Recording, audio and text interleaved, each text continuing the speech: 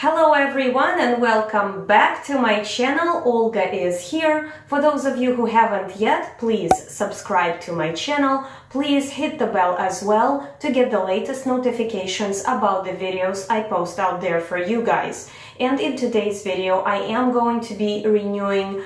Are you kidding me? In today's video, I am going to be reviewing the new Smashbox eyeshadows, and these are called Photo Edit Eyeshadow Trios.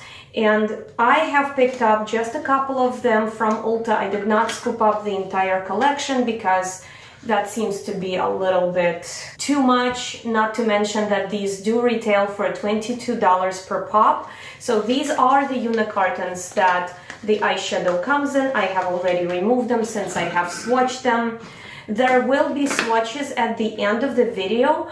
Please let me know in the comments, guys, if you want me to put swatches how I used to do them, like in the beginning or middle portion of the video, or if you're okay with them being all the way after I say my goodbyes. There will be timestamps down below in the description, so if you care to see the swatches, you can click on the timestamp and it will take you right all the way through the video down to the swatches if you want to see them. Of course, I will attach the picture of the swatches. This is what the eyeshadows look like. So this one is called It's Fire, Nude Pick Deep on Location. So I just felt like these colors spoke to me and I wanted to pick them up and play with these colors. These eyeshadows are made in USA. I did not find the shelf life of the product. If I find that information, I will attach that in the description down below, or maybe there will be like a description that will appear here in the video. I looked all over the box and for the life of me, I could not find how long these eyeshadows are good for. Not that that matters to me personally, because I tend to keep my products a bit longer.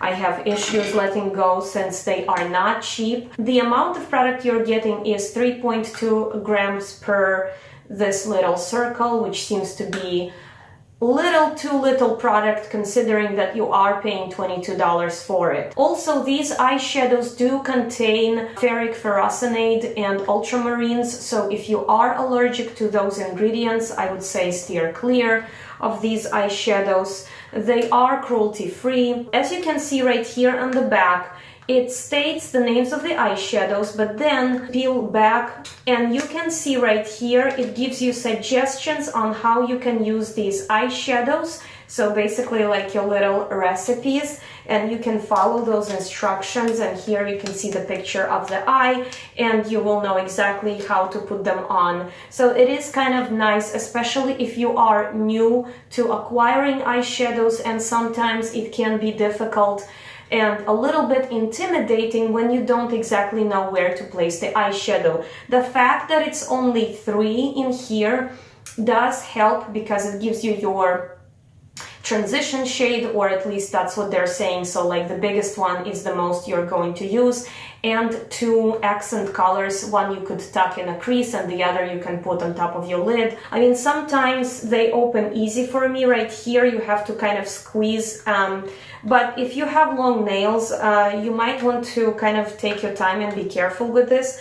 Sometimes it's easy for me to open them, other times it's difficult for me to open them. And right there, it's a little bit disappointing since the product is not that cheap. So this is what these eyeshadows look like. The other ones were a little bit easier for me to open. Seems like if you figure out like the trick where exactly to press, then it will be easier. So here, as you can see, these really did speak to me. I like them, so hence I picked them up. But like I said, it really starts adding up when you pick up something that costs 22 bucks. You really have to ask yourself a question.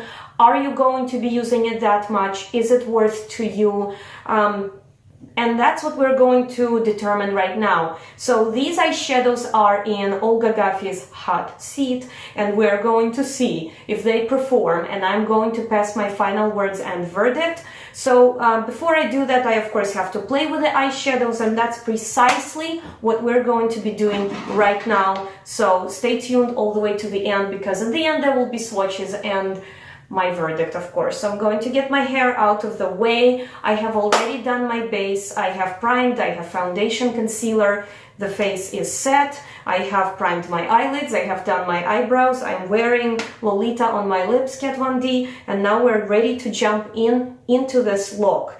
So the good question here is that a lot of these I see to be shimmers. Like for instance, I need to go into this one right here, and it would have been perfect if it was like your regular transition shade without shimmer, but as you can see, it's pretty shimmery finish right there, so it's not really going to work for me. But the reason I don't want to be using any other eyeshadows right now or dip into transition shadow in Viseart, for example, is because I don't want to get like swayed opinion on these eyeshadows. I want to actually see how they blend and how they perform. So if the look looks a little bit choppy, you know why.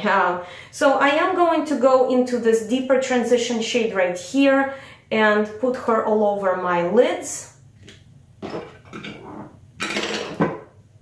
For that, I am using my Real Technique brush. So basically what I'm gonna do is I will go into this color, which is In the Mood, and then Vintage to deepen my crease.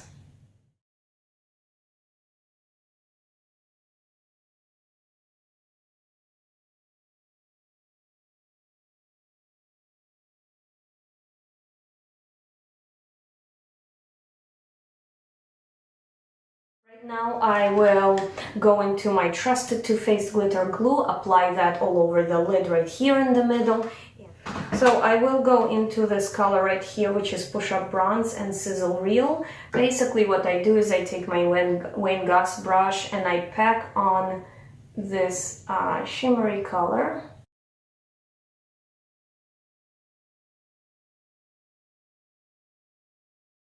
I'm going to go in this red right here and tuck it into the lower lid. I will go ahead and apply the winged eyeliner as well as the mascara, and then I'll be right back with my final words and verdict.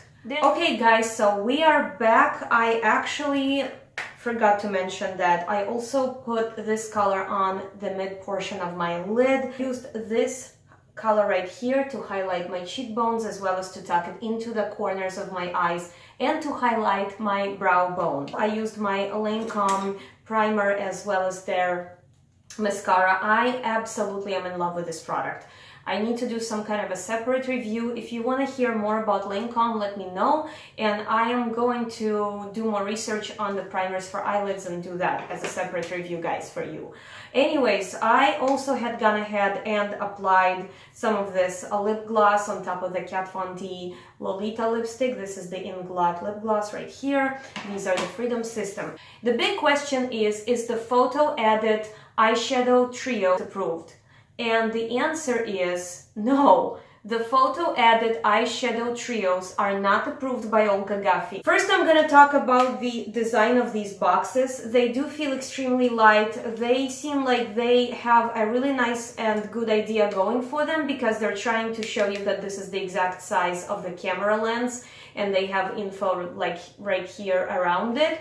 But they are hard to open. The pigmentation of these eyeshadows is not that good. I understand that mattes and shimmers swatch differently. I get it. I also understand that they are pressed differently. What I'm trying to say is that if I'm going to one matte and then I'm going into the next matte, I want them to all perform the same. For example, if you are going into this matte right here, the red one is okay, but then try to build on top of it something with this, and it pretty much does not want to blend. Like, it will just sit in a corner, and you have to be blending and blending and blending. It's not really blending that great for me. $22 for these eyeshadows is a lot. There is a lot of that kind of stuff out there. There is a lot of similar things in so many other eyeshadow palettes that I figure if you already have these colors, there is absolutely no reason for you to go and buy more of the same colors. Absolutely no reason.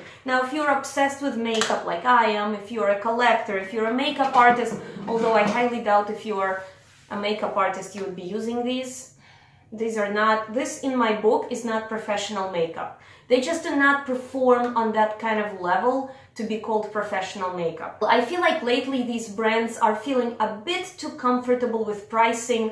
I formed an opinion, okay? So I just feel like this is a ripoff. It's honest to God ripoff. So do let me know in the comment section down below if you guys love these. Have you tried them?